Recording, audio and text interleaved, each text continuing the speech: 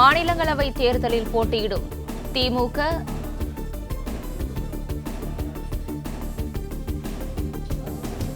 அண்மை செய்தி. சென்னை ஈசிஆர் தூண்டில் உணவக உரிமையாளர் ராஜா மராட்டிய மாநிலம் புனேவில் கைது செய்யப்பட்டுள்ளார்.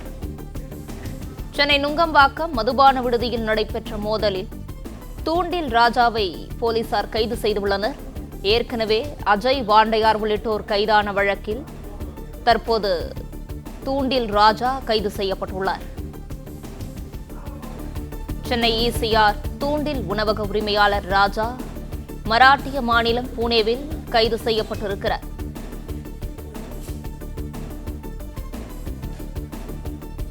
சென்னை நுங்கம்பாக்கம் மதுபான விடுதியில் நடைபெற்ற மோதலில் தூண்டில் ராஜாவை போலீசார் கைது செய்தனர். இதுகுறித்தான முழு விவரங்களோடு இணைந்திருக்கிறார் செய்தியாளர் கதிரவன். கதிரவன், வணக்கம். விவரங்களை பகிரலாம்.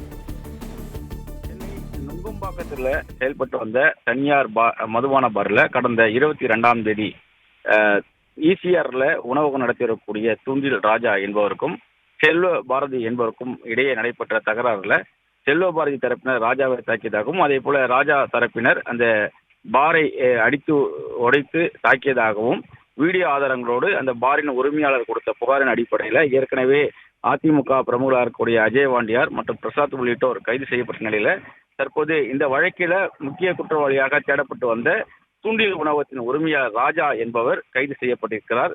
புனேவில் வைத்து தனிப்படை போலீசார் அவரை கைது செய்திருப்பதாகவும், காரின் மூலமாக பெங்களூரு சென்று பெங்களூரிலிருந்து அவர் விமானம் மூலமாக புனேயில் தப்பி சென்று பதுங்கியிருந்த நிலையில அவரை தற்போது தனிப்படை போலீசார் புனேவில் வைத்து கைது செய்து சென்னைக்கு அழைத்து வரக்கூடிய நடவடிக்கையில் ஈடுபட்டிருப்பதாகவும் தெரிவிக்கப்படுகிறது.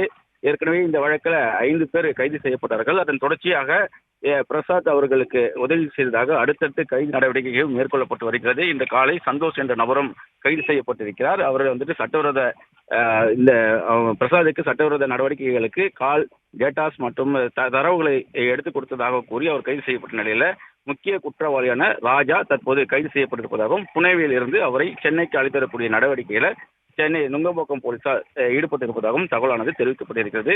தொடர் நடவடிக்கை கைது நடவடிக்கை இருக்கும் என்றும் இன்னும் மேலும் சிலரை தேடி வருவதாகவும் காவல்துறை தரப்பில் தெரிவிக்கப்பட்டிருக்கிறது.